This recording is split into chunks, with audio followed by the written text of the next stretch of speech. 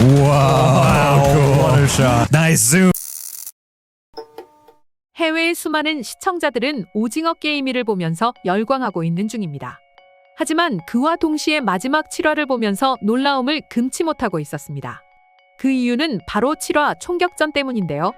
한국 남자 대부분이 사격을 능숙하게 하는 것도 모자라 훈련받은 군인들이나 할 것 같은 자세로 사격을 하고 있는 장면 때문이었습니다.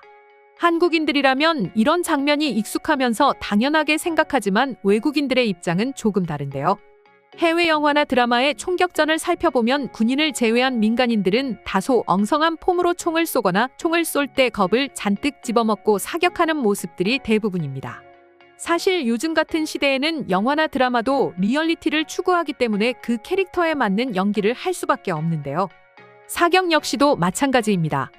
그런데 오징어 게임 7화에서는 총을 아주 능숙하게 다루고 적에게 쏠 때도 정확하게 명중할 정도로 훈련된 것 같은 모습을 보여줬기 때문인데요.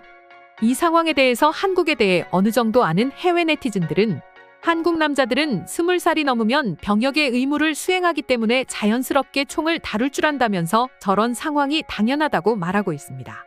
실제로 한국은 다른 나라에 비해서 총기 규제가 있기 때문에 한국 사람들은 총기를 잘 사용할 줄 모른다고 생각하는 것이 외국인들 대부분의 생각입니다. 하지만 한국 남자들은 이미 군 생활을 하고 온 사람들이 대부분이기 때문에 총기 사용이 능숙할 수밖에 없는 것이죠.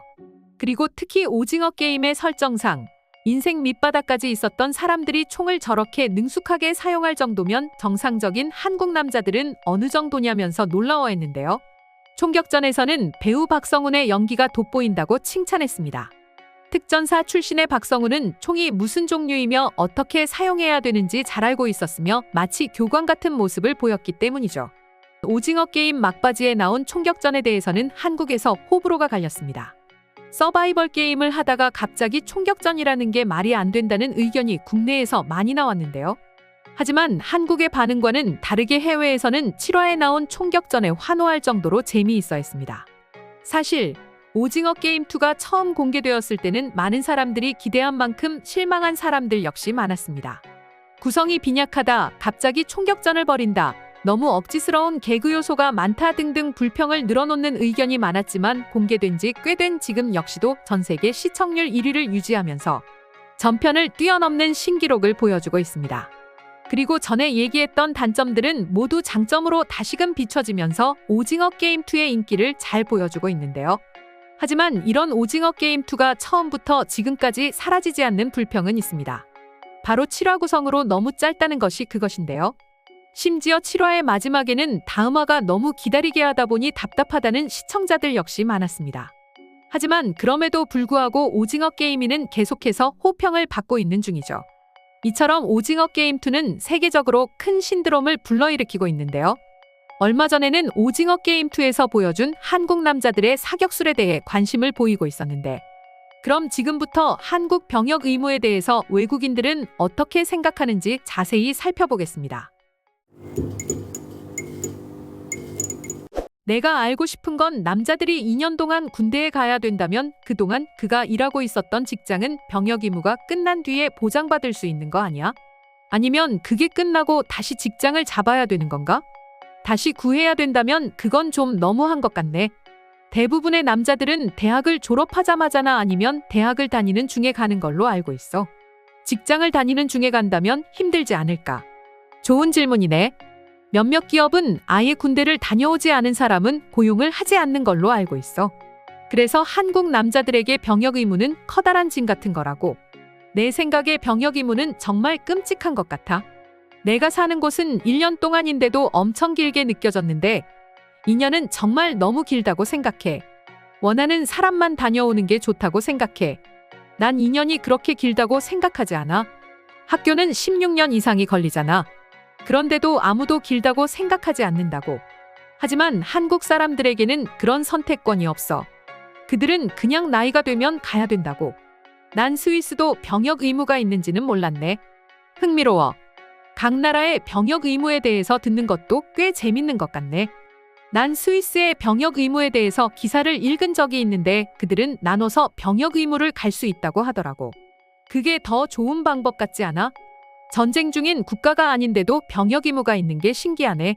스위스가 전쟁을 하지 않는 이상 병역 의무가 쓸모없는 거 아냐? 스위스는 5달 동안이 의무인 걸로 알고 있어. 그게 끝나면 그 뒤는 선택인 걸로 알고 있거든. 그리고 주말에는 집에 갈 수 있는 걸로 알고 있고. 그래서 한국만큼 심각한 정도는 아닌 것 같아. 미국은 병역 의무는 없어. 가고 싶은 사람만 신청해서 가는 거지. 하지만 충분히 많은 사람들이 지원을 하기 때문에 부족하지는 않아. 중국도 병역 의무가 있어. 2년간 말이지. 하지만 실제 전투는 하지 않고 육체 단련과 훈육 등을 하는 거지. 내 생각으론 그건 꽤 도움이 된다고 생각하거든. 한국의 바로 옆에는 핵무기를 가지고 매일 위협하는 나라가 있기 때문에 어쩔 수가 없다고. 다른 나라와는 비교할 수가 없는 상황이지. 자유가 위협당하니까 말이지. 아시아의 상황은 좀 달라. 모두가 자기 나라를 지키기 위해서 의무를 짊어져야 한다고 생각해. 선택할 수 있는 문제가 아니라고. 그게 서양과 아시아의 차이라고 생각하거든. 우리 가족 중 몇몇은 군대에 갔어. 하지만 난 가지 않았지. 사람들이 군대에 가는 이유는 알겠지만 미국이 병역이 의무가 아니라서 다행이라고 생각해. 전쟁이 일어나도 군인들만 전쟁에 참가하게 되는 거야? 특정 나이에 있는 사람들이 전부 군대에 가는 게 아니고? 그것까지는 자세히 모르겠는데. 하지만 그렇게 된다면 다른 사람들은 전혀 훈련을 받지 않은 상태라서 안 되지 않을까. 난 원하지 않는다면 누군가를 강제로 군대에 보내는 건 옳지 않다고 생각해. 그것도 2년은 너무 길다고. 1년도 길다고 생각하거든. 세계 어디에서든 병역 의무는 강제적이지 않아야 된다고 생각해. 핀란드도 병역 의무가 있어. 하지만 최소로 보내는 시간은 6개월이면 충분하다고. 더 머물고 싶다면 그건 괜찮지만 말이야. 한국의 2년은 너무 긴 것 같네. 미국도 베트남 전쟁 당시에 병역 의무가 있지 않았었나? 18살 이상은 전부 징집이 되도록 하지 않았었나? 그 당시에 18살에서 25살 사이의 남자들은 징집 대상이었던 걸로 알고 있어. 하지만 모두 가는 게 아니라 추첨을 통해서 뽑힌 사람들만 가는 걸로 알고 있는데 우리나라에는 병역 의무가 없어서 다행이라고 생각해. 2년 동안 군대라니. 끔찍하네. 난 멕시코에 사는데 병역 의무는 자원 입대야. 그게 좋은 방법인 것 같은데 2년이라는 시간은 꽤 긴 것 같아. 물론 나라의 상황상 어쩔 수 없는 거겠지만 나라에서 무언가 보상을 해줘야 하지 않을까? 엄청나게 소중한 시간을 나라를 위해 보내는 거니까 말이지. 이상으로 한국 군필에 대한 외국인들의 반응 소개해드렸습니다. 영상 끝까지 시청해주셔서 감사드리며 구독과 좋아요는 영상 제작에 큰 힘이 됩니다.